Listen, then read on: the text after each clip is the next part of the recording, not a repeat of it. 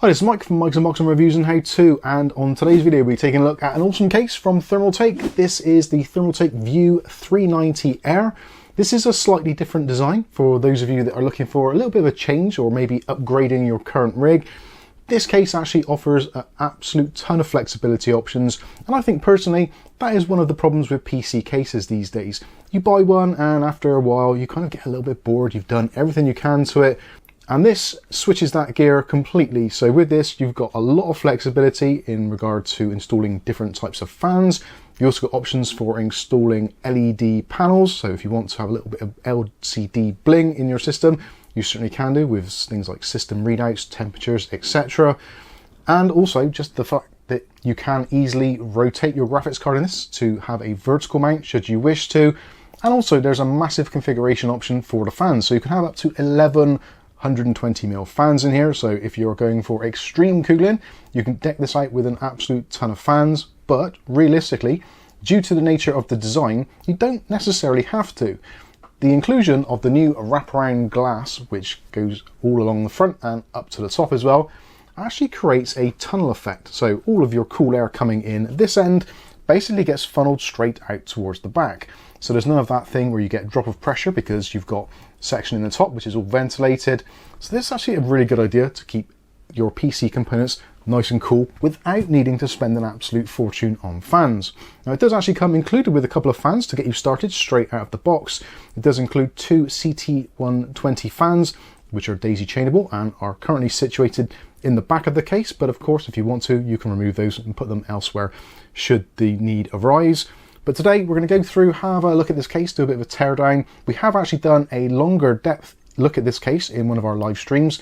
We'll try and link that in the video description below so you can check that if you want to for a longer, deeper dive. But otherwise we're just going to tear this thing down and see what it can potentially offer us. There will also be a follow-up video because this actually is going to end up being our new streaming PC. So it's going to be sitting in the back of the shot. So if you've got any further comments or questions after this video has been released, feel free to reach out in that comments section or alternatively on our Discord, or just watch the videos and you'll see how long it lasts in the background of the shot. The previous Series 500 has been there for an awfully long time. It's been a fantastic case, but I feel like I want to change for something a little bit different and a little bit more interesting. So I think this is going to perfectly fit the bill. So normally with the type of unboxing and review, we start off going through tearing down the case, but I'm not going to do that. First of all, we'll take a look at some of the accessories. So included in the accessories bag, you get all of the usual things you need to actually assemble your PC. Also, you get a reel of Thermaltake zip wrap or tie wrap, so you can use that to Velcro down all of your cables should you need to. You probably won't because the cable management on this is excellent. And also they include a bunch of zip ties as well, cable ties to help you with the process. Also there is a user manual as well. Also for some of you that may be interested in actually adorning your PC with some LCD bling, there is actually a 6-inch optional LCD panel kit. So the screen kit comes separately. This is a 6-inch LCD monitor and supports the TT RGB Plus software and has customizable display information and is interactive with other items of the Ultra series from Thermaltake. Also, for those of you that may have previously invested in other Thermaltake cases, perhaps maybe like us with the Series 500, the actual 3.9-inch screen which is available for that is actually available to be fitted in here as well. They've put a clever mount in here, so at the top where the LCD panel fits, you have the option of either just leaving it completely blank as it is, as it comes out of the factory, or alternatively you can install the 6-inch LCD, or with the adapter which is actually included in there, you can also potentially install the 3.9-inch one as well. So if you have invested in previous Thermaltake technology and you want to make use of it in your new case, you certainly can do. Other potential accessories which you may want to consider whilst making a purchase for the V390 Air is the CT200 fans. Now this case, because of its width, actually has the ability to install two 200mm fans up in this front section. So if you do want to do that, there are the CT200 fans, ARGB sync from Thermaltake. Those retail for somewhere in the region of about £30 each, so potentially a little bit of an expensive purchase, but if you do want to make use of the full size of the ventilation on the front there, you can pick those up as well. And again, those will be linked in the video description. So next up, we'll take a look at the glass front panel, and it is somewhat glorious. It's a massive piece of glass, 4mm tempered glass, so nice and strong, And of course, it's got that nice wraparound feature at the moment. That seems to be something which is very much in vogue at the moment for 2025 and going forward. Lots of the traditional kind of square angles seem to be getting rounded off. Seems to be the way things are going. I'm not too sure if I actually like it or not. Let me know in the comments what your thoughts are on the new kind of rounded off designs. In order to remove the glass panel, there are 3 screws, all of which are captive. So you can just loosen those off at the top, 2 there, and also 1 on the side. And then all you do is move the screen backwards and then lift out. So just push it back. I don't think that's quite loosened off enough. There we go. And slot backwards and then pull up towards you and up. And then you can remove the screen for cleaning purposes, which, because there's a lot more glass, potentially you're going to have to clean it a little bit more frequently. So moving around to the top of the case, so in this section here, we've got that plastic removable section. There's a couple of screws in the back of there, which you need to remove. So in order to remove that, once the screws have been removed, you can leave them out if you want to. I have done for this particular setup. I think actually I just put 2 in the bottom just to make it easier. But anyway, you can put the 3.9-inch screen or the 6-inch screen in that position. Again, those are additional accessories at an additional cost, unfortunately. Or potentially, if there are some of you out there that are into modding and want to do it yourself, then there's no reason why you can't get one of those cheaper screens off AliExpress and wire it up yourself. There's a nice pass-through at the top there next to the CT120 fans, little rubber grommet there. So if you wanted to run a HDMI cable and a USB cable up there to power your screen, then you potentially could do, although the Thermaltake option is obviously very much integrated into the design. Also looking inside, you can see we've got lots and lots of punch outs in the motherboard frame area. So if you are looking to use a Project Zero or one of those back to front type designs for a 0-wire setup, then you can do. So you've got all of these holes punched out for both ATX and also micro ATX. And in terms of motherboard support, obviously, yes, ATX support and also micro ATX. And potentially looking at it, you could possibly get eATX in there. They don't officially support it and recommend it, but I think with the amount of extra room there, it should be pretty easy to do if you wanted to, but do check your sizes first of all. When it comes to air cooling as well, if for some reason you want to go with air cooling in this, which I guess some of you might want to, then you can put an air cooler in here of up to 160 millimeters in height. Obviously, when it comes to AIOs, pretty much you can do whatever you want. You can actually put a radiator either in the bottom, if it's an open loop. If it's a closed loop, you can put one in the front, so up to 360 millimeter radiators in the front, and also in the side section, again, up to 360. When it comes to the front section, you can also put in there a 280 or a 240, and it will also take 3 120mm fans. The side there, also 3 120mm fans, no options for 140s because of the width there. And of course, at the back there where you've got the 2 CT120 fans, you can put 2 fans in there. So if you want to replace those, obviously you can do should you wish to. The bottom section as well is pretty nice and open. So this effectively is a chimney effect and also a front airflow. So airflow is the theme here. So you can put the 3 fans in the bottom section. They are actually kind of recessed down into the bottom, so they're not going to be entirely visible, which for some people you'll probably like that. Although if you're spending extra money on ARGB fans, you probably want to see some of that glow. So that is a little bit of a shame, but I think this does actually suit. Potentially, if you wanted to keep your graphics card cool, you could maybe invest in some of the cheaper CT120 fans, the non-RGB ones, put those in the bottom. You can still get all that nice air up there, and you're not really going to be losing much in terms of ARGB. Also, when it comes to the bottom section, so there's also this panel here, which is removable, 2 thumb screws. This is for vertically mounting your GPU. So essentially this is a support for your GPU riser cable with various different positions on there, depending on what size graphics card you're using. When it comes to graphics cards, if you are going with just the standard setup as it is, you can put up to a 420mm graphics card in there. If you're putting fans or a radiator in here, then that's going to reduce your clearance down to 390mm, which is still absolutely huge. Also, for those of you that are somewhat cable management freaks, there are rubber grommets down this side channel here. Also, again, loads of pass-throughs as well for cable management. So yeah, it's going to be nice and easy to do a pretty tidy build in this. Also, because of the layout of it and also the power supply being at the back in the dual chamber section, then again, cables are going to be very much to a minimal amount. So cable management is going to be very easy indeed. Next, we'll take a look at the back of the case. So no real surprises here. Obviously, got this large section here for the two 120mm fans, which are included. You've got your I/O section there. You've also got your cutout for your ATX power supply. With the power supply, they're saying up to 200mm if you are using the included drive caddies, which are in the back. If you remove the drive caddies, essentially you could have a power supply up to around about 260mm, which is almost unheard of. Most power supplies these days are somewhere around the 140, 150, maybe 160mm.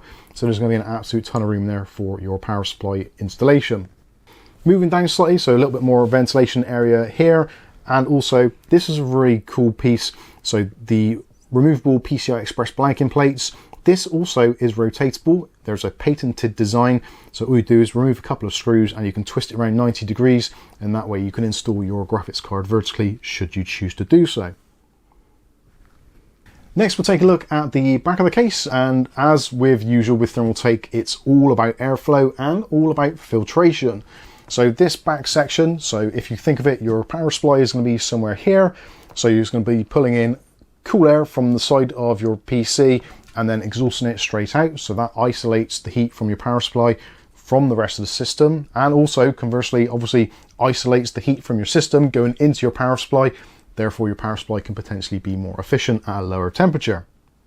On the far side, you've got this section here. So if you're putting either fans or a radiator in there, this is going to be great for exhausting the heat straight out of the case, rather than taking it through the chassis and then either out through the top or exhausting at the rear.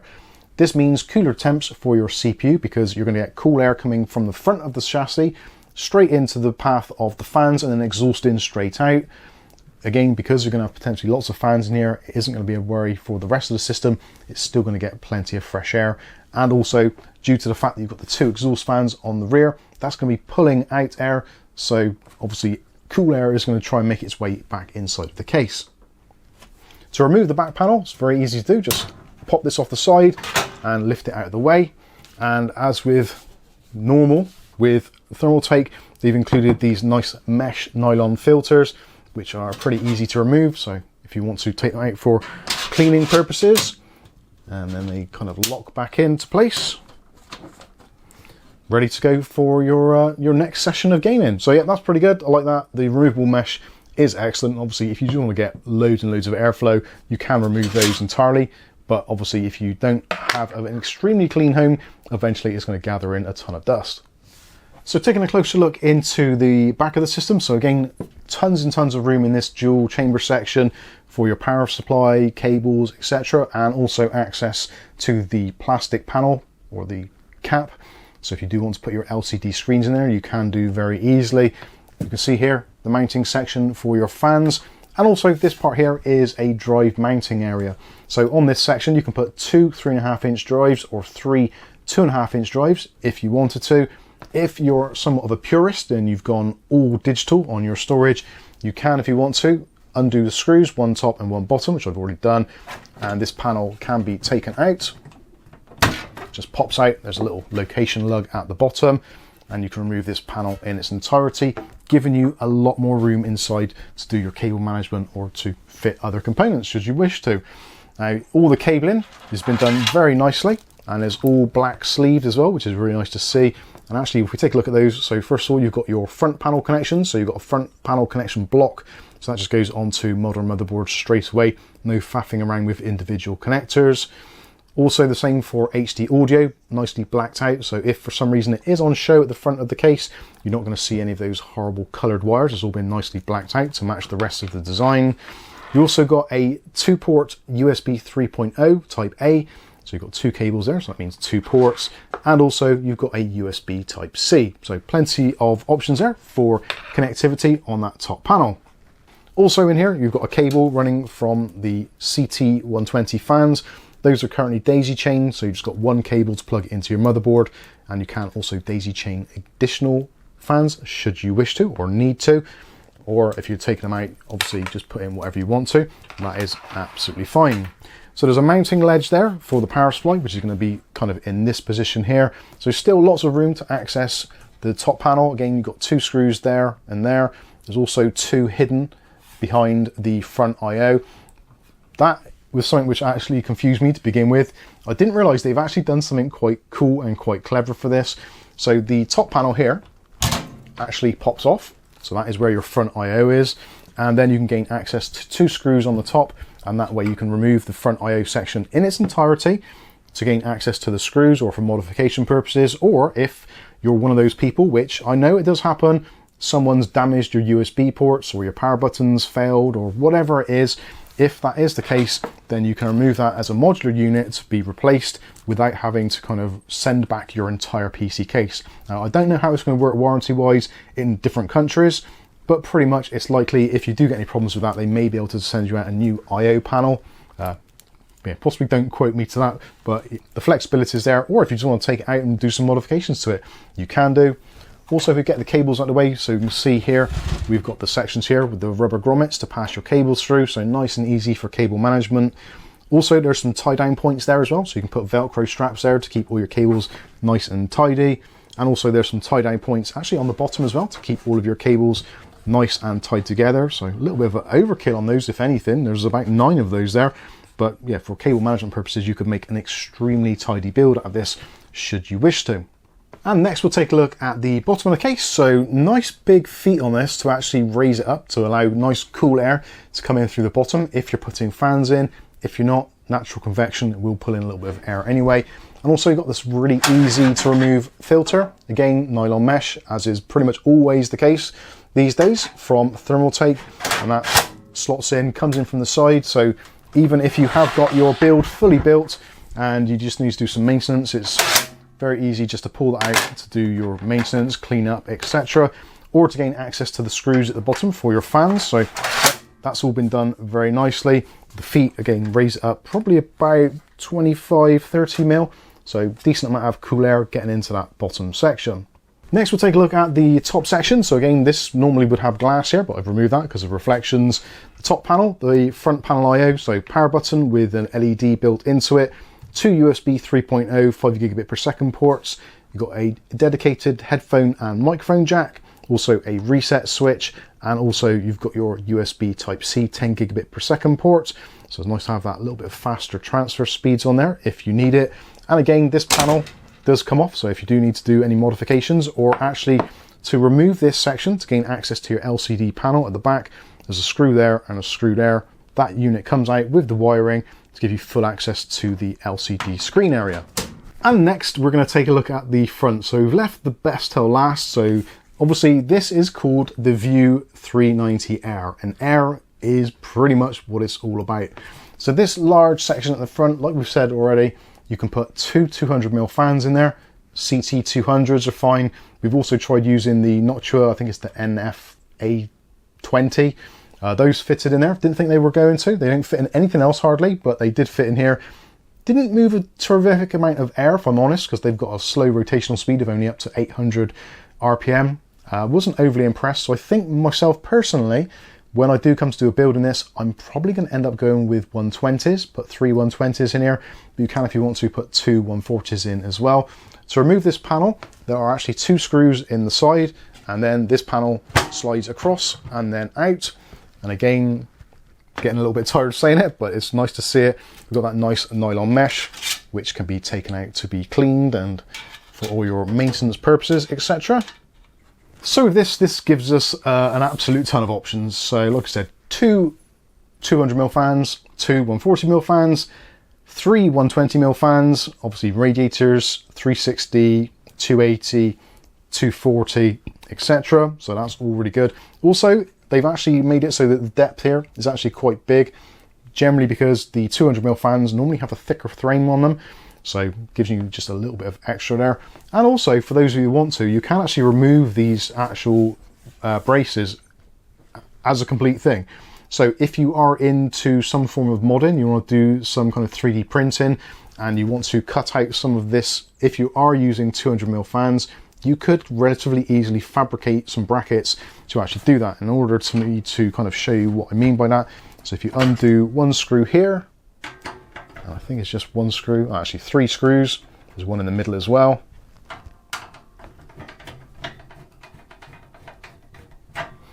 So this entire bracket can come out. So again, in terms of modding, maybe you want to put a distro plate in there, possibly. But those choices are potentially up to you.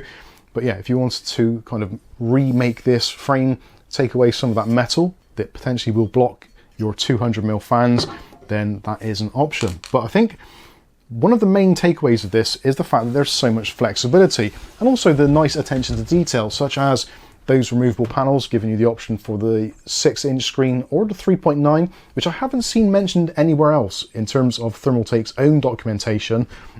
I'm guessing they've designed it to do that because it's got the exact right fittings to do it. The screw holes match up exactly for the Series 500 LCD screen, which normally kind of lives here. You've probably seen a picture of it in some of the B-roll. But yeah, the attention to detail is excellent. It's extremely modular, and also things like the GPU support. So if you are using a hulking big graphics card, you've got the option here. You can move this around up and down.